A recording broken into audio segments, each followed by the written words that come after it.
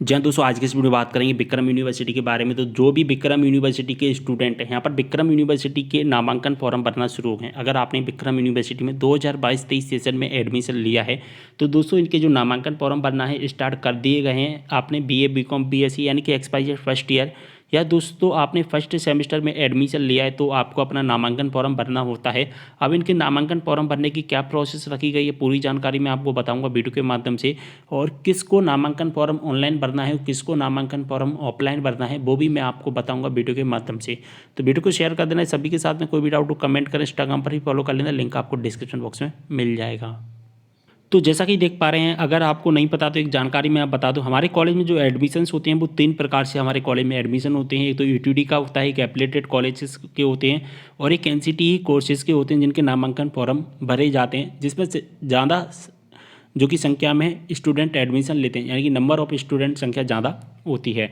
तो देखिए दोस्तों, जिन्होंने यूटीडी में एडमिशन लिया है यानी कि डायरेक्ट यूनिवर्सिटी में एडमिशन लिया है, अब दोस्तों यूटीडी में किसी भी कोर्स में आपने एडमिशन लिया हो, मैंने नीचे लिख भी दिया है, यूजी पीजी के किसी भी कोर्स में एडमिशन लिया हो, चाहे दोस्तों आपने लिया है एनसीटी कोर्स में एडमिशन। एनसीटी का मतलब होता है दोस्तों बीएड एमएड में अगर आपने एडमिशन लिया है।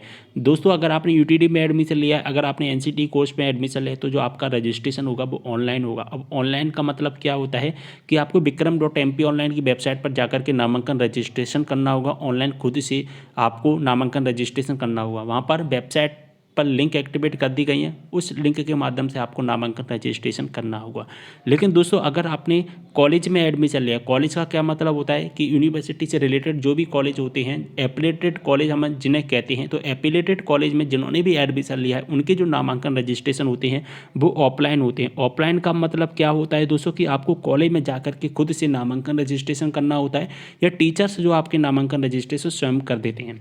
तो जैसा कि देख पा रहे हैं, मैंने यहाँ पर आपको पूरा शॉर्ट में समझा दिया है कि जिन्होंने यूटीडी या सीबीसीएस या एनसीटी कोर्स में एडमिशन लिया है उनका तो नामांकन रजिस्ट्रेशन ऑनलाइन होगा। लेकिन जिन्होंने एफिलिएटेड कॉलेज में एडमिशन लिया है यानी कि जिन्होंने कॉलेज में एडमिशन लिया है तो उनके नामांकन कॉलेज में जा कर के करवाने होंगे या टीचर्स अपने आप कर देंगे।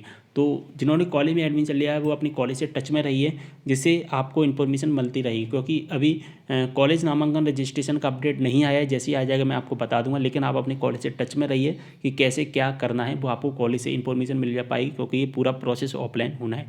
लेकिन जिन्होंने यूटीडी या सीबीसीएस में एडमिशन लिया, जिन्होंने एनसीटी कोर्स में एडमिशन लिया, उनका तो ऑनलाइन होगा। जब ऑनलाइन होगा तो पूरा डाटा ऑनलाइन ही रहेगा, तो मैं आपको ऑनलाइन बताता जाऊँगा। तो जो भी अपडेट आती जाएगी मैं आपको बताता जाऊँगा। चलिए यहाँ पर हम देखेंगे यूटीडी सीबीसीएस और एनसीटी कोर्स का जो नामांकन रजिस्ट्रेशन हमें कैसे करना है ऑनलाइन।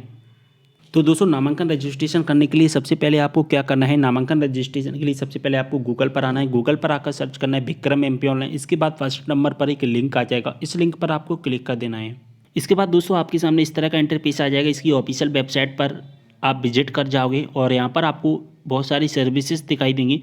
इन्हीं सर्विसेज में आपको एक सर्विस फाइंड करनी है जिसका नाम है एनरोलमेंट रजिस्ट्रेशन। जी हाँ दोस्तों, एनरोलमेंट के नाम से आपको एक लिंक है जो कि फाइंड करनी है। और जैसा कि देख पा रहे हैं कि लिंक है हमें दिखाई दे रही है एनरोलमेंट के नाम से। यहाँ पर 3 लिंक दिखाई देंगी इसी के जस्ट नीचे। लेकिन हमें जो लिंक है जिससे हमें अप्लाई करना है, तो वहाँ पर जैसा कि देख पा रहे हैं, मैं इसको हाईलाइट कर देता हूँ जिससे आपको अच्छे समझ में आ जाएगा।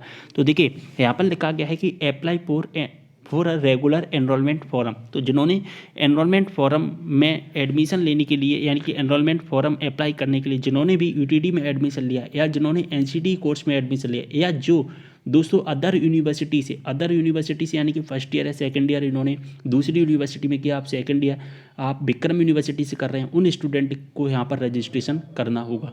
अब रजिस्ट्रेशन करने के लिए आपको क्या करना है, यहाँ पर क्लिक कर देना है। जैसे ही आप इस पर क्लिक करेंगे आप इसके पेज पर विजिट कर जाएंगे। जैसा कि मैंने आपको बताया था, जिन स्टूडेंट ने एनसीटी में एडमिशन लिया उनका लिंक यहाँ पर एक्टिवेट कर दिया गया। जैसा कि मैंने आपको बताया कि जो स्टूडेंट सेकंड ईयर या थर्ड ईयर यानी कि अदर यूनिवर्सिटी से आए हैं उनके लिए यहाँ पर लिंक एक्टिवेट किया गया है।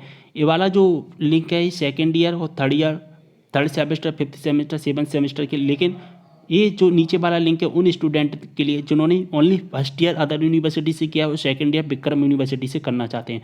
यानी कि जिन्होंने फर्स्ट ईयर केवल और केवल दूसरी यूनिवर्सिटी से किया है उनके लिए। लेकिन जिन्होंने सेकंड ईयर थर्ड ईयर दूसरी यूनिवर्सिटी से किया है, यूजी या पीजी के किसी भी यूनिवर्सिटी के स्टूडेंट है, तो वो फर्स्ट लिंक के लिए, ठीक है।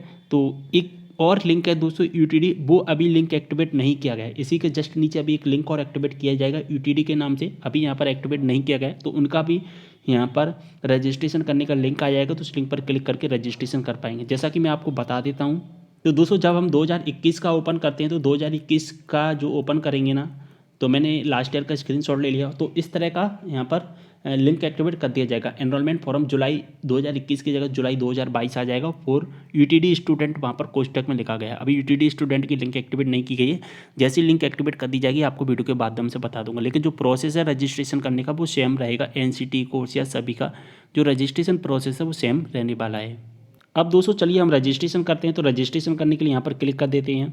तो जैसा कि देख पा रहे हैं इस तरह का इंटरफेस आ जाएगा। अब यहाँ पर दोस्तों न्यू स्टूडेंट पर हमें क्लिक कर देना है। जैसे हम न्यू स्टूडेंट पर क्लिक करेंगे, सबसे पहले यहाँ पर हमें एप्लीकेंट आईडी फिल करनी है।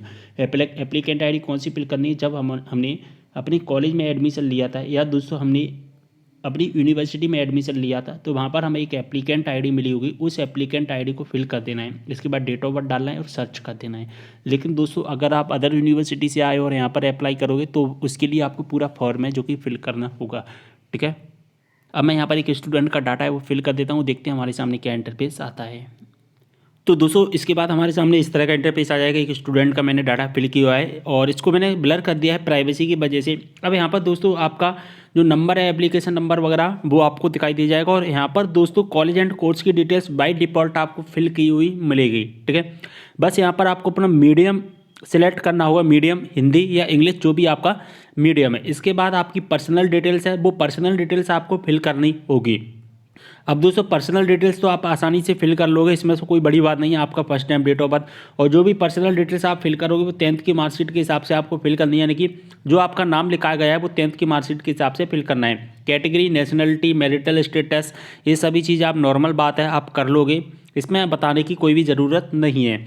एड्रेस आपको फिल करना होगा अपना, और अदर्स डिटेल्स में आपको अपना मोबाइल नंबर फिल करना और ईमेल आईडी फिल करनी होगी।